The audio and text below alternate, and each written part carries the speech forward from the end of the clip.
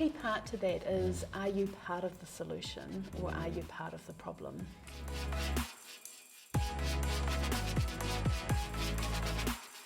Today I am really fortunate enough to be joined by Di Foster, who I met briefly before the COVID lockdown. True. For a coffee as a bit of an intro, and we've kind of kept roughly in touch ever since. Yeah.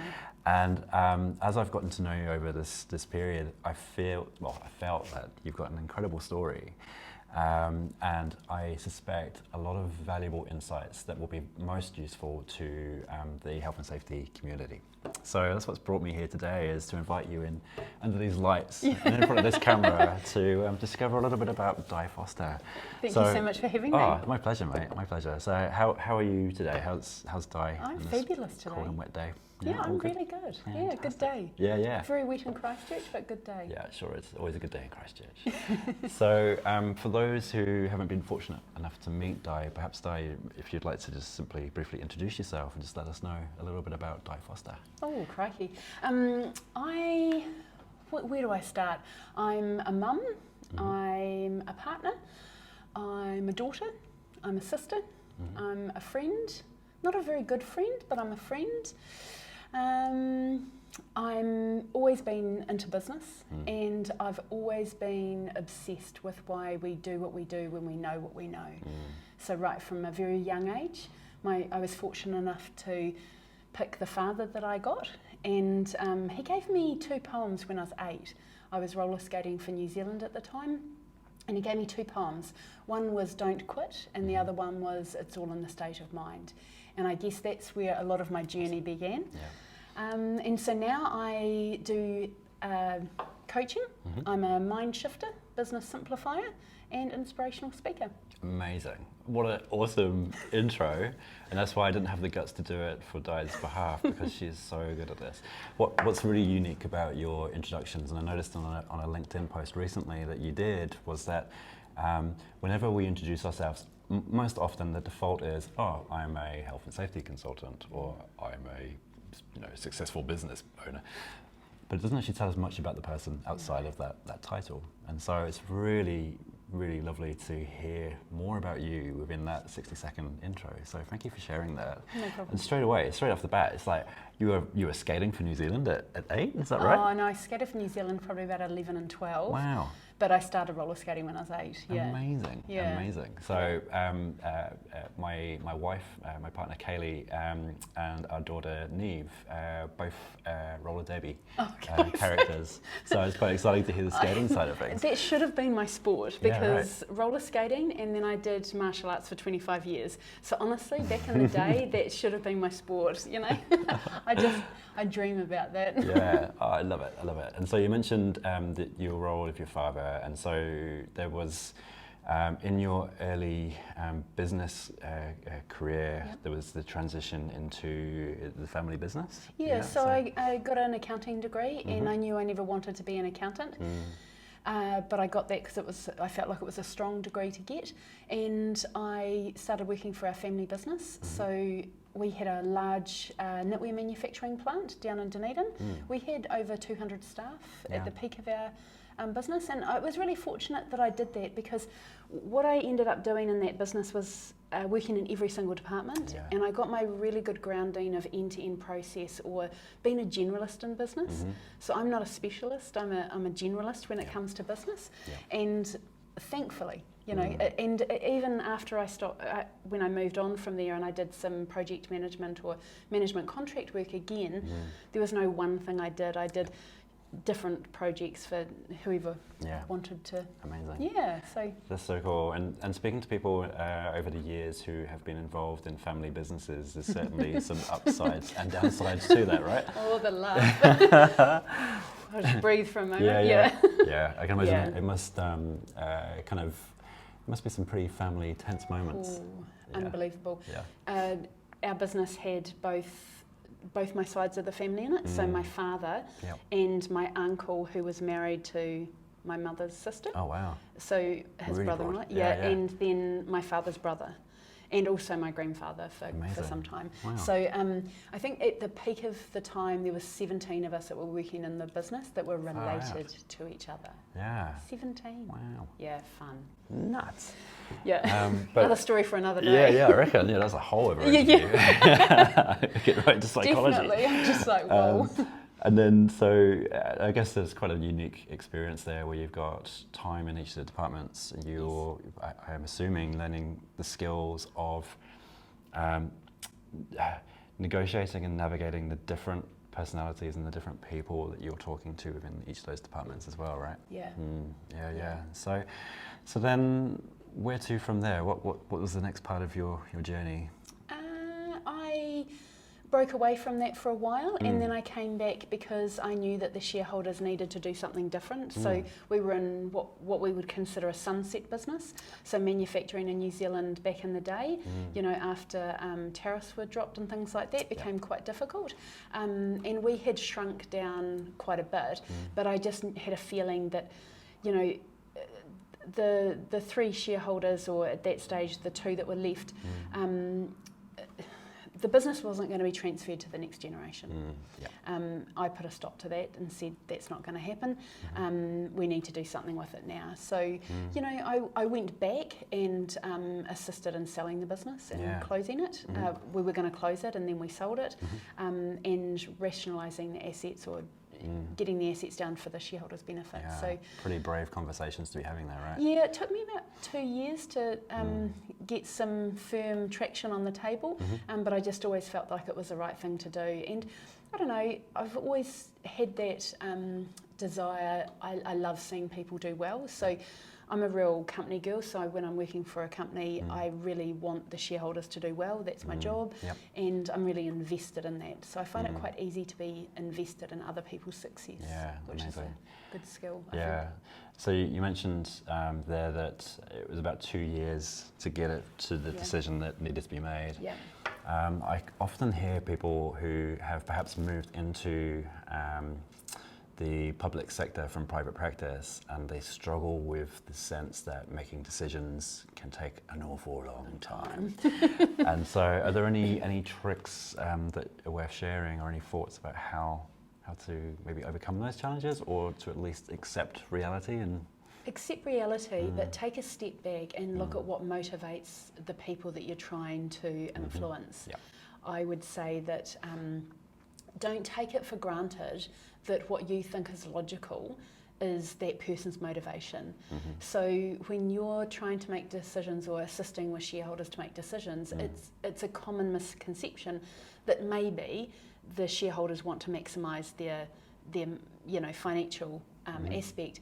However, that's not always the case. Sometimes there's other motivations with people on a personal level that they just want to be right, or they want to be seen to make the decision. So it doesn't matter what you do, unless you sow the seed and let them come to that conclusion, you're just going to be barking up the wrong tree, because as long as it's your idea, they aren't going to accept it. So in hindsight, I would step back and say, what are those people's motivations, and what can I do to, you know, help them along with what I believe is the right decision.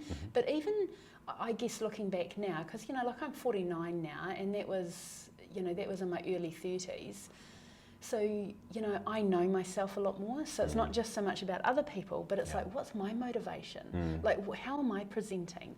When I come to the table, do I look like I'm the one that has to be right all the time? Am I, you know, like, what am I trying to, you know, where am I in this piece of the puzzle? Yeah, that's so interesting. I think that's possibly an indicator of the modern leader, right? Is that before, traditionally, it was you had to be seen as extremely confident and know the answer to every question, but now we're starting to see a much broader and diverse leadership style, and getting to know yourself better. And I wouldn't even say then that's modern. You know, Henry Ford said, I don't know, he basically said, I don't know very much, but I know who to call. And in a lot of ways, I think we're just going back to that, you know, that we don't have to know everything, but we know who to call, or, you know, we know our strengths and weaknesses. Yeah, totally.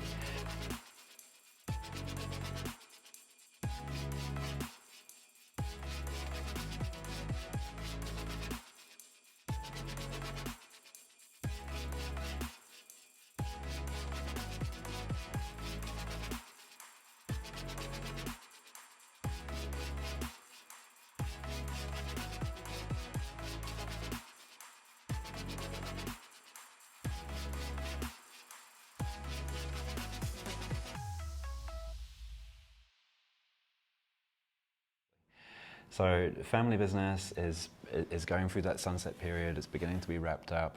Then what happens with Di? I went and worked for Upstart Business Incubator in Dunedin and Nice. had a bit of a tech time down there. Yeah. And then I fell in love Ah, yes. and moved to Christchurch. Yep. And got involved in a couple of businesses up here, started our own business, my Yeah. father and I did. And then I guess this is where the rubber hits the road. Went through some health challenges Yeah. and at the same time earthquakes and a whole lot of other things. Yes. So yeah, I mean, I guess if we want to go down that track. Sure, if you're happy to. Yeah, sure, Yeah. no issue. Thank you. I was diagnosed with terminal cancer. I was diagnosed with secondary breast cancer, metastasised in my lungs, given a life expectancy of 12 months with 0% chance of 18. And I don't know, it was just one of those moments where I just listened to my own heart and I realised that if I only had 365 days left on this earth, then I wanted to be happy. That soon turned into I wanted to be present, because I don't think we're just meant to be happy. So I just wanted to fully experience life in those 365 days. It never occurred to me that I could heal myself, but it did occur to me that I could give the middle finger to the oncologist and maybe live 5 years. That was what I was hoping for. Yeah. The second thing I heard was go natural, Di, they're offering you, they offered me palliative care chemo. It's not hard to turn down palliative care chemo because there's no extended life and you're just going to feel shit for a year. So I'd already done chemo and surgery and radiotherapy 7 years prior. Yeah. So it wasn't a hard thing to turn down. And the third thing I heard was be grateful. And I thought, good Lord, I'm 38 years old. What do I have to be grateful for? But I figured it out. Yeah. I figured out that I had a lot to be grateful for. And I guess the best way of explaining that is, when you've got 75% of your lungs with high levels of activity, tumours, collapsed, all that sort of stuff going on, I was really grateful for the 25% of my lungs that were working. And I guess that would be a real pinnacle moment where the grass grows where you water it. So I became very grateful for 25% of my lungs, and I had my fingers crossed that it may be 26 and then 27. And I focused on what I could control. So this might sound really weird, I'm even impressed with myself through that time, because it feels like a lifetime ago. Not because I did anything spectacular, but just because I did that one simple thing, which was I gave myself 15 minutes a day to worry about everything that I couldn't control. And for the rest of the 23 hours and 45 minutes, I focused on what I could control. So I could choose to be happy, I could choose to be grateful, I could choose to nourish my body with amazing foods and supplements, and I could choose to meditate, and I could choose to live, and I could just choose to be present. And that's what I did. Yeah, and amazing. so even when I look back, when I hear myself say it, I'm like, that was quite impressive, given that, I possibly only had 365 days left. Yeah, unbelievable. And so that was a few years ago now, It's right? 11 and a half years ago My now. goodness, Yeah. amazing. Yeah. What a story. And what's really resonating there is the gratitude and the being present and nurturing your body with the right things, right? Yeah. Which is the science really is only just starting to catch up with all of those things. 11 years ago, we weren't really even talking about things like that. Oh, we were if you're looking in the right places. Yeah, I hear you. And I didn't have to radically change my diet or anything. I'd been on that track for a long time. Yeah.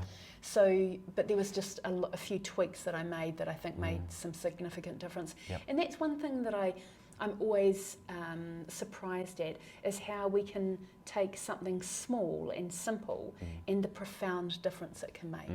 Yeah, absolutely. So those are some massive life lessons and experiences. And so is it safe to assume that you've taken much of that and are now bringing that to your practice and to the relationships that you're now nurturing and working with in the business world? I can't help but bring that with me because there is not one day that I wake up that I'm not grateful to be here. Yeah, of course. And I think that I can't help but be that person. Yeah. So, like I'm so grateful, you know, and I just think that quite often we get stuck in desire. You know, we want things to be different. We want this desire of, you know, like I want my business to be like this. And this is the funny thing, is I've done that in the last couple of years. I've got stuck into, I wanted to be here, and I've been pushing and like really resisting the things that I'm, you know, hearing. And then all of a sudden I just gave up and went, okay, I'll surrender now because it's just much easier. Yeah. But I can't help but bring that gratitude, and you know, I think that we get stuck in desire instead of just going, wow, like I'm profoundly grateful that I have fresh water. Not everyone in the world has fresh water. I'm profoundly grateful that I have a 9-year-old son. Yeah. And like I'm profoundly grateful, and that like I get beautiful food every day on my table. You know, and so all of a sudden, if there's anything that I like fundamentally believe in, it's perspective. And I think that we get so stuck in the want and the desire that we kind of lose perspective. Yeah. And I think that the magic in life and the magic in relationships is the balance between the two. Yes, of course, every day I work to be better. Every day I desire to be better than I was the day before. But I'm also profoundly grateful for exactly where I'm at. And for me, that's the magic. Yeah. Yeah. Wow. Thank you for sharing that. Oh my goodness. So I'm just trying to think of the key takeaways from what you've said. It's that whole presence, that whole gratitude.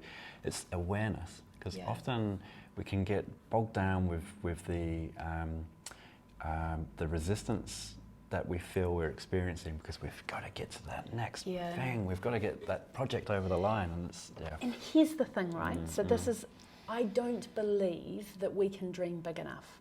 So I couldn't dream big enough. If I had thought 11 and a half years ago, well, my goal is to heal my body, like that feels so overwhelming. Like I nearly feel like I'm going to be, you know, like vomit. Like that would have felt so big. It's like, where does one even start with that?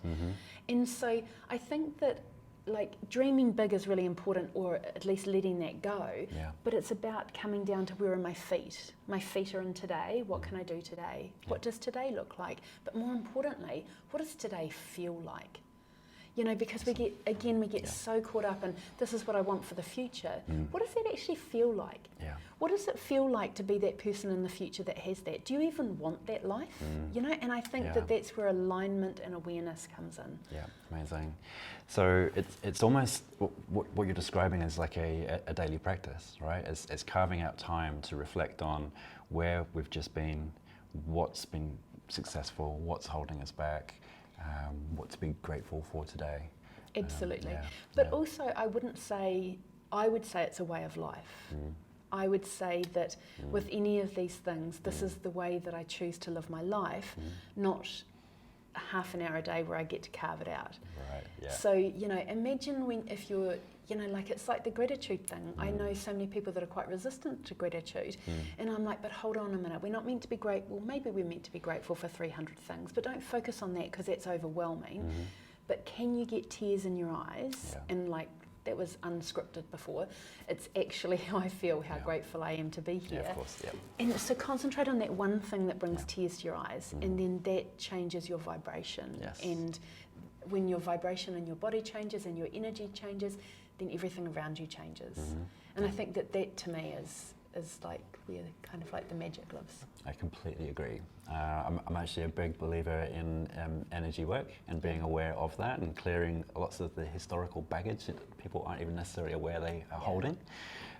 Because once you start to address some of that stuff, doors have a funny habit of opening all over the show, right? Well, when you get alignment, and please understand, we might talk about this, doesn't mean we're really good at it. It's a constant, you know, journey for us all. But I found the same thing. Like I was like, why am I so resistant, you know, recently or over the last couple of years? And then all of a sudden I just went, and this is what I was going to say before, is that this is where the magic is. So quite often when we've got a big goal, we get really like, this is the path that I must follow.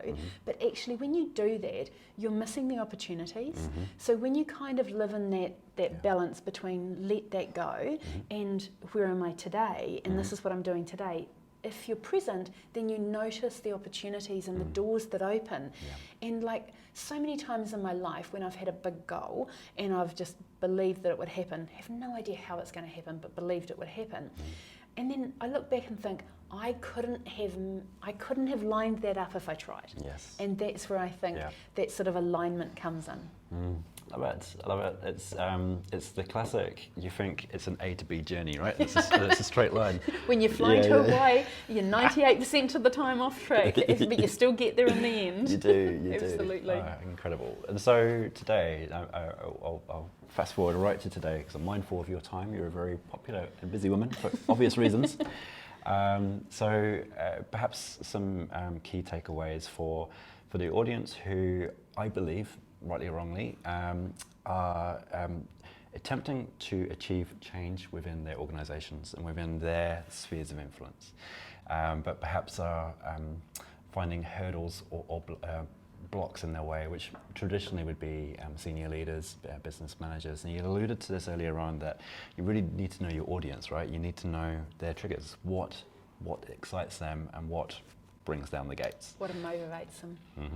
So perhaps could we tease out that area a little bit more? So in terms of, I know what the problem is, I feel like I've got the answer, but I need to get it to the decision-making table. And a key part to that is, are you part of the solution or are you part of the problem?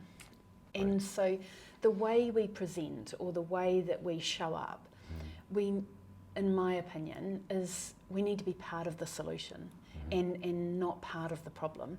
And so, you mentioned before in different types of organisations, the speed at which they move. Are we part of that problem or are we part of that solution? And, the other thing that I'd say is that quite often, I talk about this with my clients a lot. If you make a significant change, you've kind of got to see it through for about 8 weeks, and at about week 6, then other people will catch up. But what we tend to do is we make a change today and say, well, yesterday I decided I was changed. Nobody else is on the boat with me. And it's like, well, hold on a minute, keep rowing and bring them along with you. So, I think that sowing seeds and allowing people their own journey to catch up is a really important thing. And not saying this is how it's going to be and either you agree or disagree, but kind of allowing the conversation. I love starting the conversation, and if we come from a place of being part of the solution, then automatically we've kind of checked our own ego. But if we go in with our ego and we want it this way, that's not necessarily, you don't know what you don't know. And quite often I've heard managers or leaders say, oh, when I was doing that job, I had no idea why leaders made these decisions. And it's like, we're just got to be careful along the way that we're not just looking at it from our own perspective. Of course, that totally makes sense. So it's creating a safe space to have open conversation and dialogue, and perhaps recognising that bell curve of early adopters, then the middle crowd, and then those that are stubborn old buggers that will probably never come across the line, but they'll follow eventually. And it's timing within the industry as well. Just because we can see it doesn't mean that it has to happen today.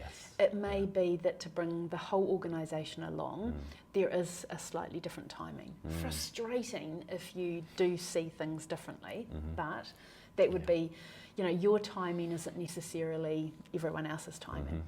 So checking the ego at the door. Recognising that things take time, especially good things. Patience, creating safe space, and... One of the things I'd also have going in with beginner's mind. So, if we go in thinking we know everything, then again we're shutting down ourselves to opportunities and to discussion.